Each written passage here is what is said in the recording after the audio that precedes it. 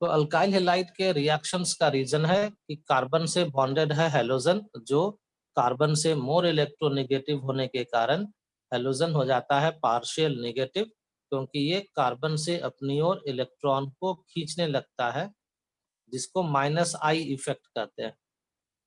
तो हैलोजन अपनी ओर इलेक्ट्रॉन को खींच लिया तो हैलोजन हो गया पार्शियल नेगेटिव और कार्बन हो गया पार्शियल पॉजिटिव।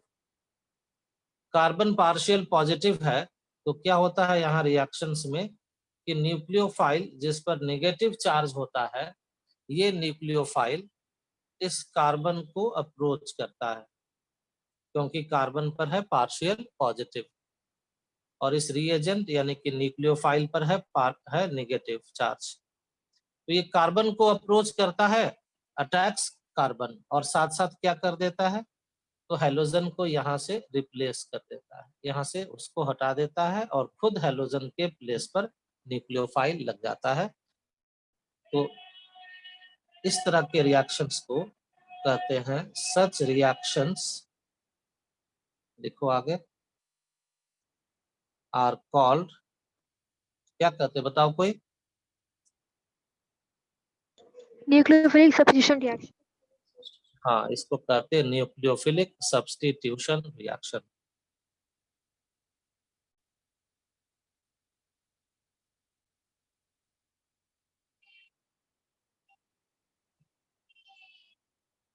शॉर्ट में इसको ऐसे लिख सकते हैं,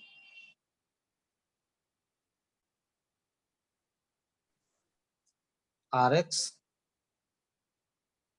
प्लस NU माइनस, ये हैलोजन बाहर निकल रहा है और न्यूक्लियोफाइल इस हैलोजन को बाहर निकाल रहा है bye attacking this carbon of R for alkyl.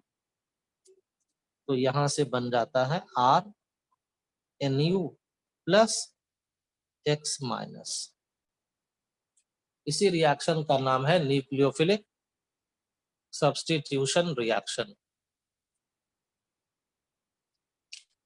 इस न्यूक्लियोफिलिक सब्स्टिट्यूशन रिएक्शन में अब हम लोग को ये जानना है ये रिएक्शन होता कैसे है अल्काइल हैलाइड्स में, और ये रिएक्शन कितने तरह का होता है।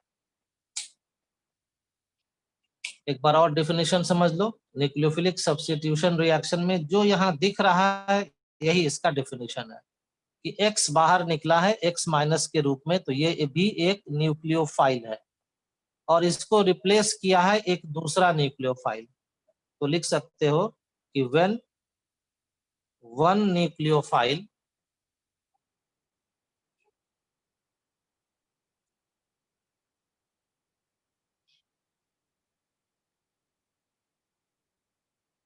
NU माइनस क्या किया,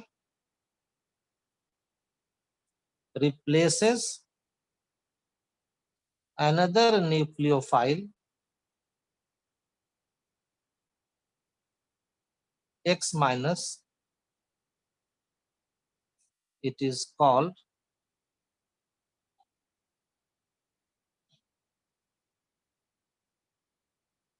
nucleophilic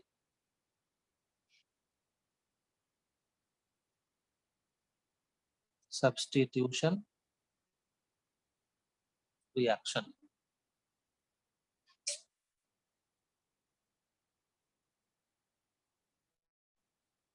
एक को कहते हैं SN1 रिएक्शन, दूसरे को कहते हैं SN2 रिएक्शन। S और N ये है S for substitution, N for nucleophile. तो SN का मतलब हो गया सब्स्टिट्यूशन बाय न्यूक्लियोफाइल। यहाँ S और N है, S से पढ़ते हैं सब्स्टिट्यूशन, N से पढ़ते हैं न्यूक्लियोफाइल, दोनों को जोड़ो तो क्या हो गया, सब्स्टिट्यूशन बाय न्यूक्लियोफाइल। जो यहाँ पर सुने थे कि एक न्यूक्लियोफाइल दूसरे न्यूक्लियोफाइल को रिप्लेस किया है, वही यहाँ पर लिखा हुआ है SN means substitution by nucleophile. लेकिन इसमें साथ साथ लगा हुआ है 1 और 2।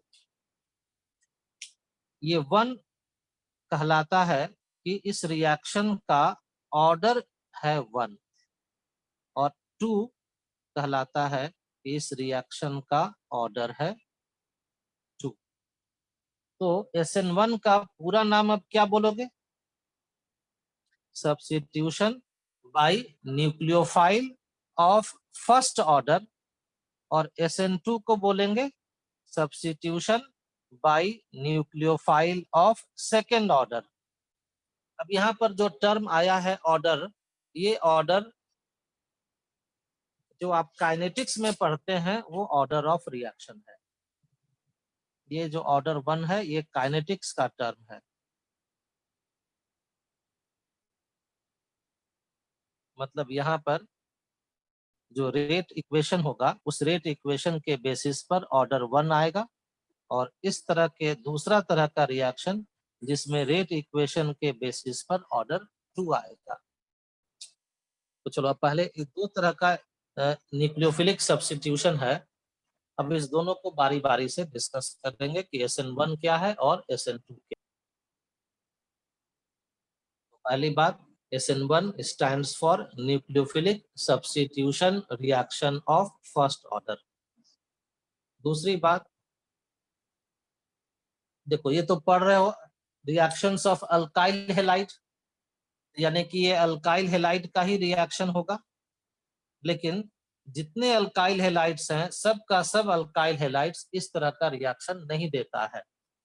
सबसे पहले ये जान लेना होगा कि कौन से अल्काइल हैलाइड का रिएक्शन SN1 होता है। तो सेकेंड पॉइंट लिखो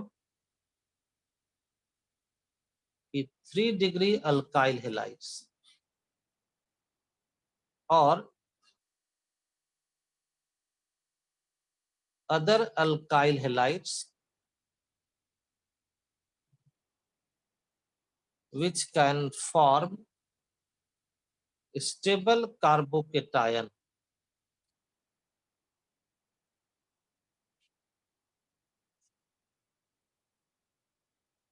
give SN1 reaction। 3 डिग्री का मतलब होगा कि हैलोजन एक ऐसे कार्बन से लगा हुआ होगा, हैलोजन एक ऐसे कार्बन से लगा होगा जो कार्बन 3 अल्काइल ग्रुप से जुड़ा हुआ है। हैलोजन एक ऐसे कार्बन से लगा होगा जो 3 अल्काइल ग्रुप से लगा हुआ होगा, तो इसको कहेंगे 3 डिग्री अल्काइल हैलाइड। तो जो इस तरह के स्ट्रक्चर का अल्काइल हैलाइड होता है उसी का SN1 रिएक्शन होता है। या फिर दूसरा पार्ट है, एक इस तरह का अल्काइल हैलाइड जो मान लो 3 डिग्री नहीं भी है, लेकिन उससे क्या होता हो कि स्टेबल कार्बोकेटायन मिलता हो। जैसे मान लो एक ऐसा स्ट्रक्चर लिखते हैं,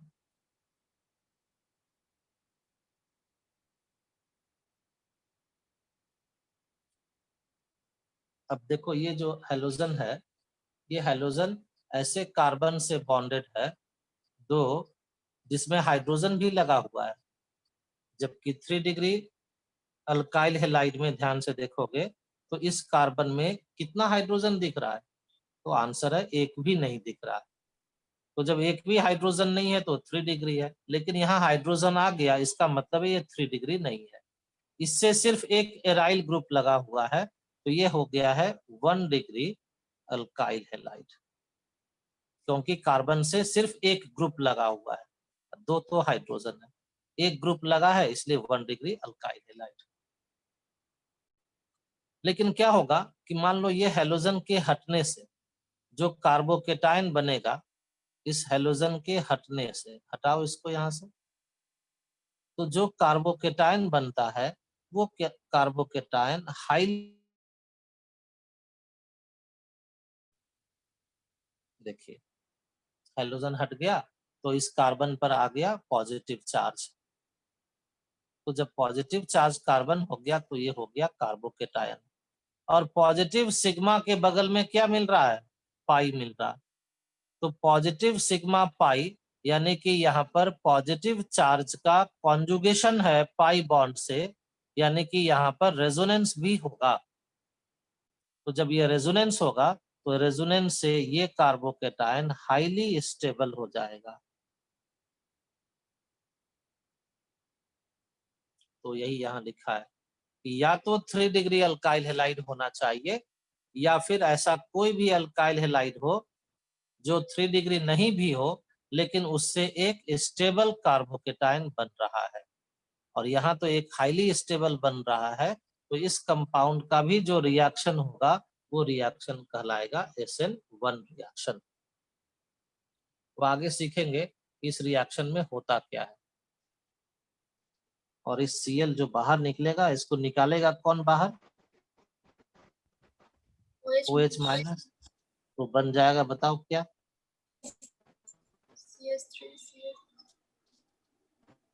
अल्कोहल बन जाएगा। और जो Cl माइनस निकला है बाहर, उस Cl माइनस के साथ यहाँ K प्लस भी तो है, तो यहाँ पर साथ में और क्या लिख दोगे? KCl। यहाँ पर बन गया अल्कोहल। अब यहाँ पर काइनेटिक्स के साथ रिलेशन को समझो, क्योंकि ऑर्डर 1 है, इसको समझना जरूरी है कि ऑर्डर 1 क्यों होता है। तो याद होगा ना कि ऑर्डर को डिफाइन करते हैं कि it is sum of power terms of concentration of reactants. तो जब एक्सपेरिमेंट से इस रिएक्शन को एक्सपेरिमेंटली स्टडी किया गया, चलो आगे लिखो, तो ये पाया गया एक्सपेरिमेंटली, ये मिलता है कि rate of reaction is equal to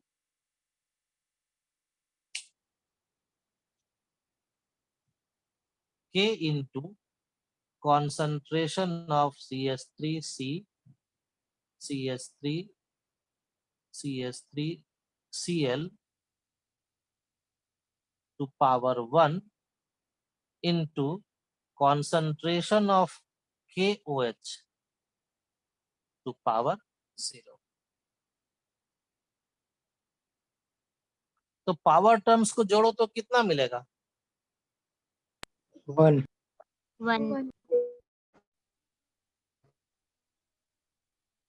और इसीलिए ऐसे रिएक्शंस का,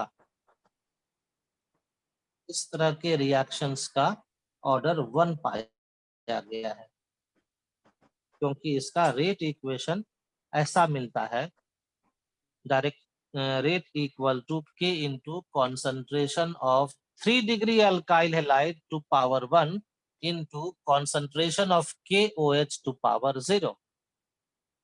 अब KOH टू पावर 0 का मतलब क्या है?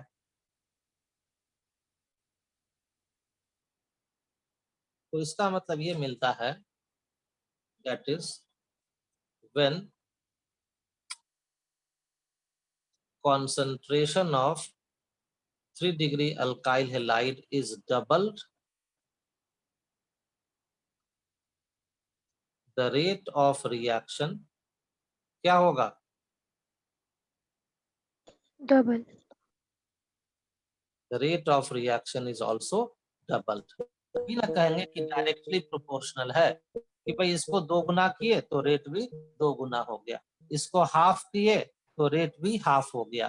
तो इस तरह से जब एक्सपेरिमेंट से मिलता है तो कहते हैं कि rate of reaction is directly proportional to concentration of 3 degree alkyl halide. और KOH टू पावर 0 का मतलब ये है, दूसरा पॉइंट लिखो, कि the rate of reaction sir is वो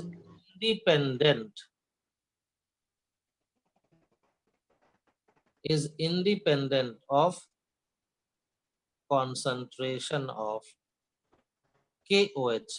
और KOH यहाँ पर क्या है? तो न्यूक्लियोफाइल है। That is, there is no effect on rate of reaction by increase or decrease of concentration of KOH या फिर न्यूक्लियोफाइल।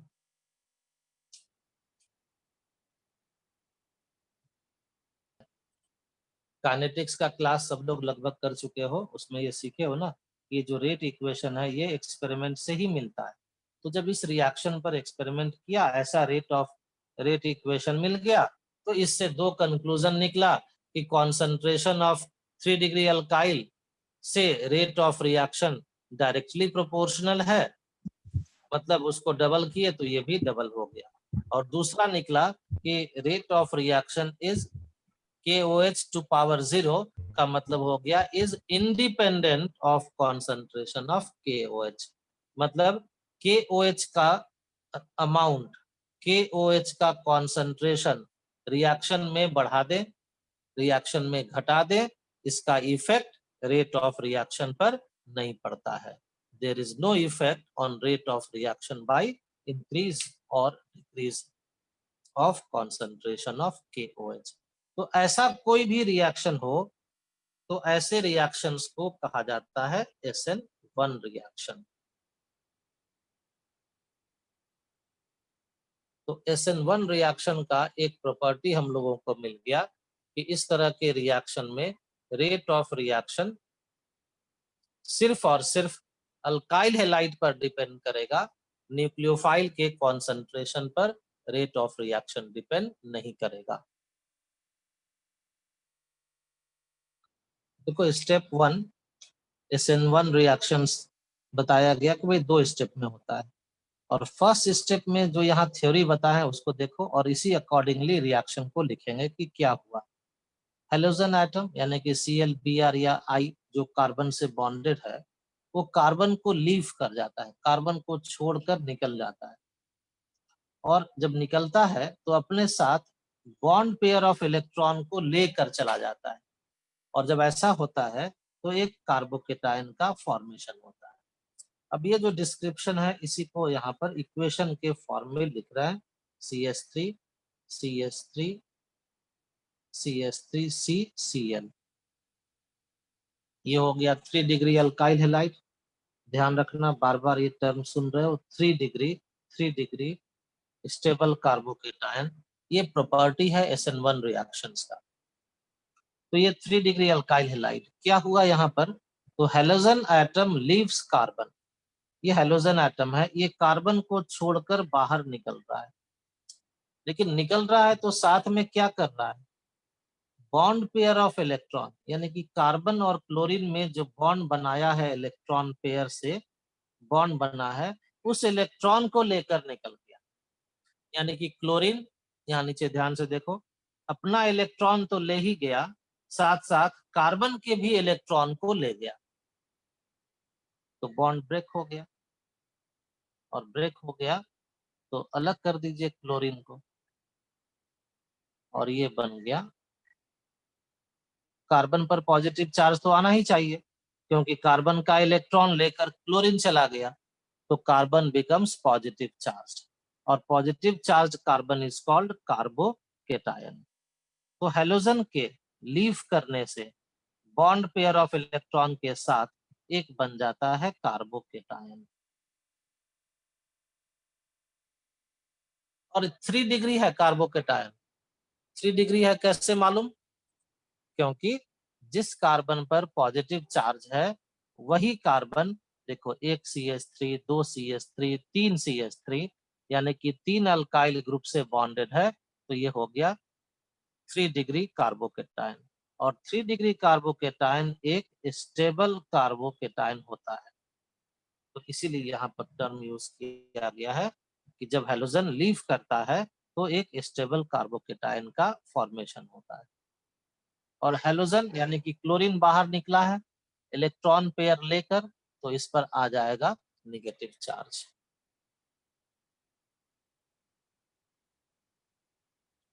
ये जो कार्बन मिला है पॉजिटिव चार्ज, फर्स्ट स्टेप में जो कार्बोकेटायन बना है यहाँ पर, इसी कार्बोकेटायन से न्यूक्लियोफाइल जो रिएक्शन में आपको दिया गया है KOH, उससे न्यूक्लियोफाइल मिला OH माइनस, ये न्यूक्लियोफाइल